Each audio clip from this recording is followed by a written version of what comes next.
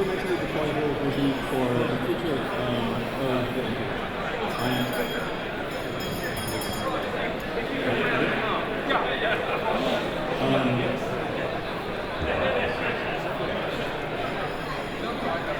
So this is what I've been involved in along with a number of colleagues who, at least until semi-recently, were all rather innovation. Before getting into it, I want to say that while this work is meant to be practical and has some technical aspects, and some of those I will talk about, I don't consider it primarily technical work. I really do think it is about the coding. So today we have the IP-based architecture, and it's clearly doing something right, because the internet is pretty great. By many measures, the internet architecture has been astoundingly successful. It's met a number of challenges and keeps coming back for more. But at various times, for various reasons, various people have asked, is the architecture we have today good enough?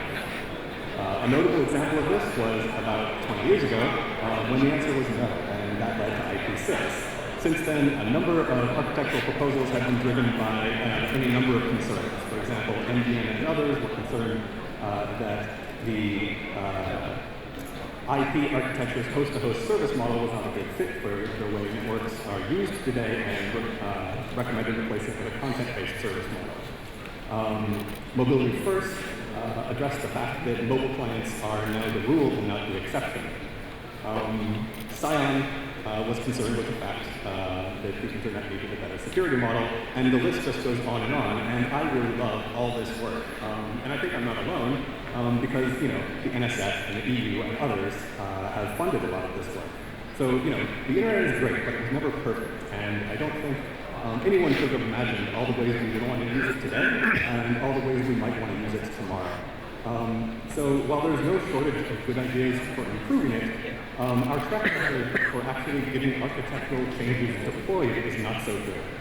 We've been struggling to deploy even the most well-motivated aspect of IP6 for 20 years.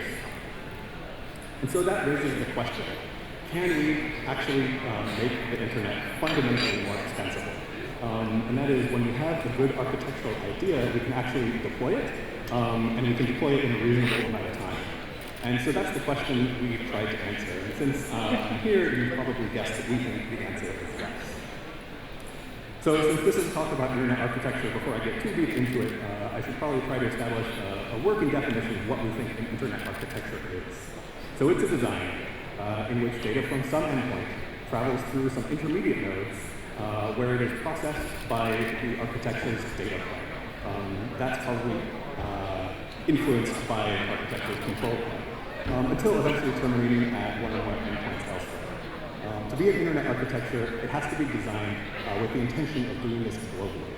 And an internet architecture is a composition of domains, and that one may not seem like it's fundamentally a technical aspect of internet architecture, but it's just sort of descriptive, right? I mean, it's an economic and organizational reality that the internet infrastructure is owned and operated by different parties, and that it's really difficult to imagine that changing unless something monumentally interesting happens in the world. So digging into the data plane a little bit,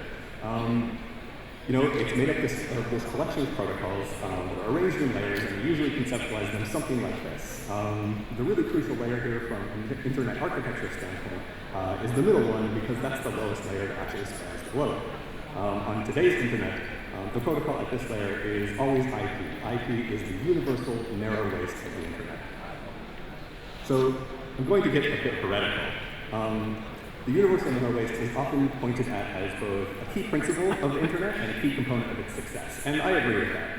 The central goal of the internet has been to connect the world, and the most straightforward way to do that is certainly with a single global protocol. But our conclusion, as we looked at what happens next after basic connectivity, was that the universal narrow waist is actually the biggest impediment to architectural change. So to understand why, I think you can look at it in terms of coupling and cohesion, and you can argue that the internet actually has really good cohesion, right? The IP layer has this narrow set of related responsibilities. And you can also argue that the internet is really good in terms of coupling between layers, right? And that's why you can run multiple different protocols on top of IP, and why IP can run on top of multiple different protocols. So that's all true. This is great. But on a different axis, IP is terribly, terribly coupled. Universal narrow waist is actually sort of another way of saying that an enormous number of routers need to be simultaneously agreed on a single protocol, or one of two protocols if you count IP4 and 6 separately. And just like any other tightly coupled system, it's really tough to change. You can't make a change here without it affecting everything everywhere else.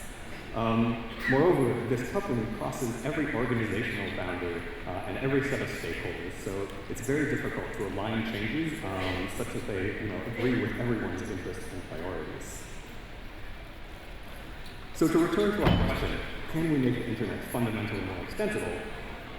We argue yes by removing the universal narrow waist. So how do you do that? You do it in 2 steps. First, we need to amend our shared concept of what internet layering looks like. Like I said earlier, the common conception of internet layering looks something like this. It's a bit of a mashup between the OSI layers and earlier depictions of internet layering. And it's not perfectly accurate in practice, but it captures key aspects of how networks are designed. But there's also something that it doesn't capture.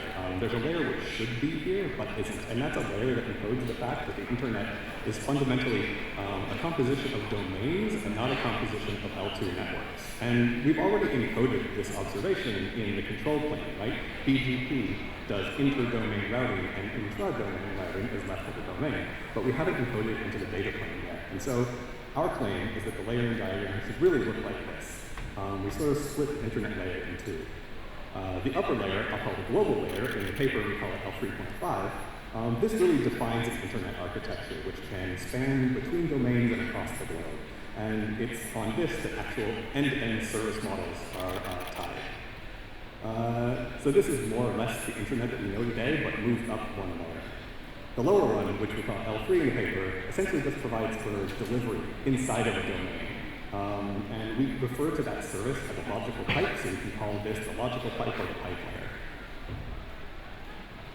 So doing this creates a new modularity. And the primary positive outcome is that how data is delivered within or across the domain is decoupled from the global protocol. A corollary is that how one delivers data within one domain is independent from how another domain delivers a domain. So that's item 1. Add the missing layer to decouple the data planes. Second, we need to change how we think about adding architectural features to the internet. And so conceptually, we do this today with this upgrade model. We define a new version of IP with the new features we want, and we use that to replace the version we have. Famously, this actually happened in a single day in 1983. The transition to OSI was going to be basically the same thing spread over multiple years, and IP6 has been us trying to do it for a couple decades now. Fundamentally, the upgrade model is difficult because it involves everyone. Even people who don't care about the new features care about the fact that what they're using now is becoming obsolete, so everyone ends up getting forced to there. So we advocate an alternative to the upgrade model, which is the coexistence model. And so rather than explicitly have one version of an architecture displace another, we embrace multiple coexisting architectures. Coexistence is a much more additive approach. If a new architecture doesn't provide a benefit to you, you can just ignore it. And that's true for end users, that's true for application developers, and it's particularly true for domains.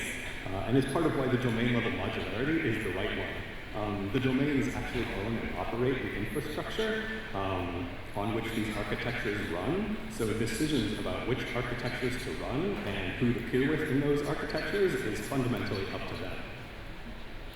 So note that without having separated the internal and external data planes, this would almost certainly be intractable because the burden and the cost of supporting multiple protocols universally inside domains would probably just be too high. If IP6 did an indication, even supporting 2 is quite challenging. But now, only the global routers need to support global protocols, not the more numerous pipe layer routers. So that's our second step, embrace coexistence rather than upgrading a single protocol. And with that, we've removed the universal narrow waist. Global protocols are no longer universal because they're not on every router or even in every domain. And it's not narrow since it supports heterogeneity at every layer. So with that conceptual setup, let's try to get a more concrete sense of what I'm talking about by walking through a construction of a domain and a quick example from a host's perspective. So here we have a domain, we'll call it domain A, which wants to support IP and NDN. And maybe it can interconnect with two other domains. And one of these other domains supports both IP and NDN, and the other one is a legacy IP-only domain. So starting with IP, domain A needs to come to some sort of arrangement with the other domains, and maybe it ends up paying for transit with B and doing settlement free sharing with C. Note that domain A can freely interoperate with the legacy domain. As far as the legacy domain is concerned, there's nothing new or unusual about domain A at all. So not all domains need to transition to the multi-protocol world simultaneously or even ever. A and B might also decide to interconnect for NDN, but note that just like IP, whether to interconnect isn't really a technical issue, right? It's actually an agreement based on economic factors more than anything else, and those are specific to the domains, and they may be different depending on the particular global protocol. And again, this is why the domain is the right granularity. So now there are both NDN and IP packets going between A and B, and we don't specify a particular way to do this multiplexing. It's really a pairwise decision between the domains, and they should just do whatever is easiest.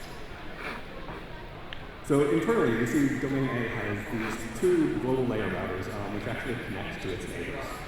And these implement global layer protocols like IP and NDN.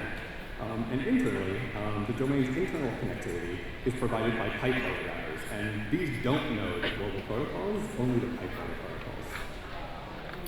But we haven't actually discussed pipe layer protocols yet. Like, what are they? And while you could develop, new protocols for the pipe layer from scratch, the basic requirement for the pipe layer is really just that it can deliver packets across a domain. We have lots of protocols that can do that already. MPLS is one example, and IP is an example. So the upshot is that whatever technology a domain uses today can probably be repurposed for the pipe layer. It won't take a forklift upgrade.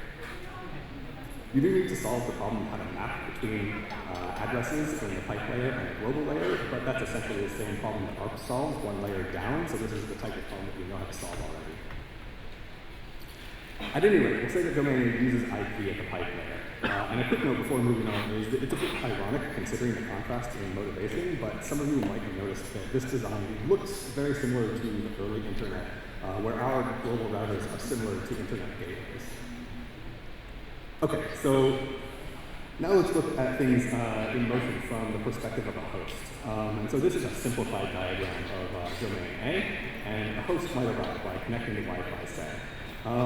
And immediately we run into a new problem, which is, today you pretty much just assume you're connecting to an IP network and you run DHCP and you're done. But in this scenario, you don't necessarily know what pipe layer and global protocols you can use in this domain. So we implemented this really simple bootstrap protocol to resolve this problem, and probably the ideal way to implement it is to have vendors integrate it into their routers, which is sort of what's illustrated here. But we actually went to some effort to make it really easy to deploy other ways as well. From the bootstrap, the host knows to use IP for the pipe layer, and so it runs DHCP to initialize the pipe layer and get a pipe layer IP address. Once it's done that, it can initialize any global protocols that the host implements and the domain implements. And so, for example, to initialize global IP, it runs DHCP again within the pipe to get a global IP address from a global router. And for that, the host is ready to go, and you might want to do something like download a web page. Within the domain, the packets for this look mostly like if we did this today, HTTP and TCP and so on. The difference is that there are two IP headers, one of the pipe layer and then the actual global IP header. Something we did in our prototype was to extend a web browser to support an NDN chunks URL scheme, which lets the browser read data that's been published using the NDN tool, NDN put chunks. In this way, a web page can include resources like images and JavaScript libraries using NDN instead of HTTP and IP, because that's the sort of static content that NDN is really good at delivering. So in any case, the packets look something like this in that case, where you have IP at the pipe layer, NDN on top of that, and then NDN chunks inside of that. So there's really only two major mechanistic elements here, which together form this framework for architectural coexistence. a set of pipes that carry global protocols, and a bootstrap mechanism so that hosts understand the domain that they're attached to. And that's our contribution, a framework that allows for incremental, side-by-side deployment of new architectures and is itself incrementally deployable. So now that I've taken a stab at describing our approach, I thought I'd try to place it in context a bit. And so David Clark observed that we're trying to handle heterogeneity. There's basically two general approaches, conversion and spanning, which he also calls overlays. And conversion approaches, perhaps best typified by Plutarch, add functionality to the network to map between different technologies. And when the technologies are similar, this is pretty easy. But when they're different, it becomes arbitrarily difficult. And also, at the limit, you end up with n squared different conversions. Our approach is essentially an overlay approach in the same structured sense that in OSI L3 network is an overlay on top of an OSI L2 network. The scopes of the two layers are different. In our case, global layer protocols are an overlay on top of pipe layer protocols that are scoped to domains. And so this is different from how overlays are often used in the context of evolution, where a new protocol is overlaid on the existing internet, because in that case, first of all, you still have a narrow race, and any protocols you implement on top of it are still going to sort of inherit its weaknesses. And secondly, that lacks this scope structure, right? Because you have one globally scoped protocol directly on top of another globally scoped protocol. So to Clark's two approaches, we might also add underlays, which maybe only differ from overlays in perspective, but it's how people think of MPLS. And since MPLS is often used to separate between internal and external data planes, people sometimes ask us, okay, so why aren't you just MPLS? What's the difference? And the short answer is that MPLS is a particular protocol, right? And what we're advocating is the addition of an extra layer. And you can use MPLS at that layer, but fundamentally the comparison is of apples and oranges, or I guess more aptly apples and fruit. In particular, if you argue that everyone should just run MPLS and then you can run whatever protocols you wanted globally on top of that, you're not actually removing the narrow ways, you're just moving it. So to start wrapping this up, our goal is to enable extensibility in an architecture. And we think the universal narrow race is a problem, and the solution is removing it, which we do by first decoupling intra-domain and inter-domain data planes by adding a layer, and second, by embracing coexistence in inter-domain protocols, not as an intermediate step, as part of an upgrade, but as the normal state of affairs. This is both less disruptive, and since no one architecture needs to be all things to all people, it also, creates this sort of, you have this range of degree of specialization for architectures, where you can have some very general ones, which are probably universally deployed, like IP, and then on the other end of the spectrum, some hyper-specialized ones that are probably only implemented by a handful of domains and used by a handful of hosts, like an architecture entirely built to facilitate high-frequency trading. The result is an incrementally deployable design, which can incrementally deploy new architectures. So it's a bit of a tangent, but before really wrapping this up, I wanted to touch on one nice thing that falls out. And that's that the internet today is really heavily reliant on specialized hardware for the data plane. And that's not because the hardware is magic, it's just because at some point, specialized hardware became more cost-effective than general-purpose hardware for IP. So while we imagine you'll always have specialized hardware for the pipe layer, one can easily imagine global layer routers as being hybrids of specialized and general-purpose hardware, where specialized hardware is used for well-established global layer protocols, and general-purpose hardware is used for global layer protocols that are very niche or new or experimental. Ultimately, this is how our prototype works, because we have IP-forwarded hardware, but all the other architectures that we use came from academia and are basically all implemented in software. So ultimately, we think this could substantially reduce the risk and investment to engage in architectural experimentation, especially if you can leverage the same infrastructure that you use for NFV or edge computing. And so that's the gist of our vision for the future of the internet. And in some ways, I think this work is outrageously dull. And that's on purpose. We specifically chose the most minimal and pedestrian set of changes we could, and because that's where the heart of what makes it practical comes from. But really, we think this work is incredibly exciting, right? We're trying to lay out a roadmap to transform the internet from one that's been single-mindedly focused on basic connectivity, which is a great goal, but it seems like we've got it covered now, to one which is characterized by its dynamic, rich architectural ecosystem, which can respond quickly to new challenges. So for people doing architectural work, or people who would do architectural work, if you thought you had a chance of getting it deployed, this is an invitation. I mean, the whole purpose of this work is to facilitate actually deploying good architectural ideas. So if you don't believe the vision I presented, let's talk about why not and what we can do about it. And if you do believe it, let's talk about how we can work together. Thank you.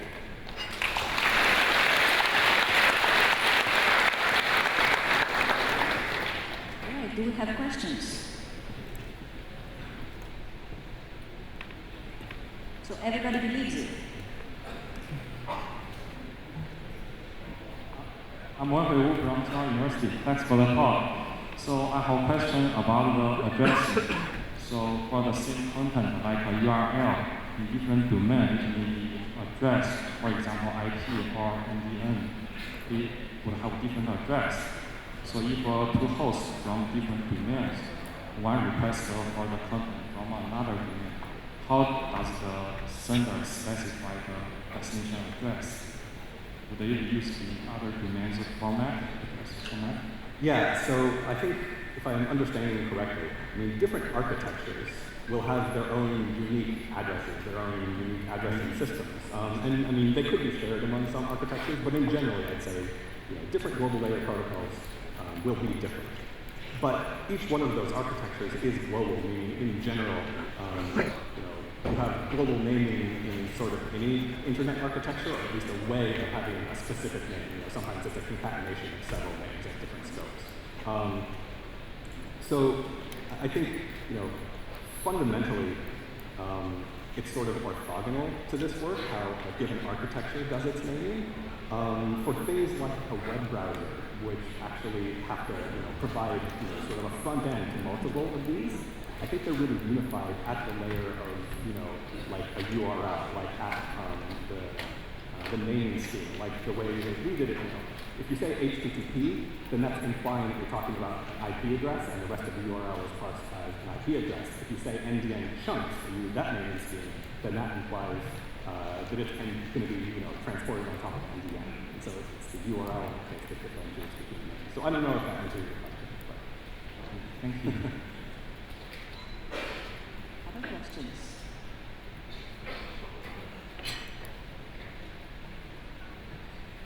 So I have a quick. Thank you for your introduction. I have a question. You import a new layer in level 3.5, but I think you're making the network very complicated. So what kind of benefits you bring for us when you introduce the new structure? Thank you. Yeah, so I think there's an interesting thing that goes on here, which is I say that we're introducing a new layer, though in some cases this layer or something like it already exists. Like the actual layer used in ISPs is much more complex than the sort of basic model that we have already.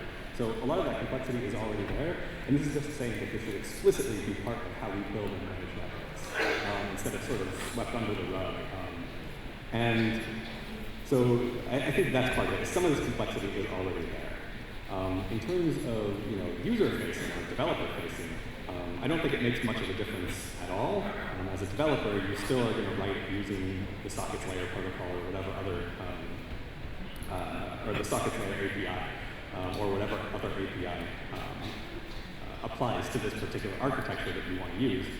In the paper, we discuss a little bit how we mapped things like NDN to sockets, which are not traditionally sockets. So, overall, I guess my answers are to end developers.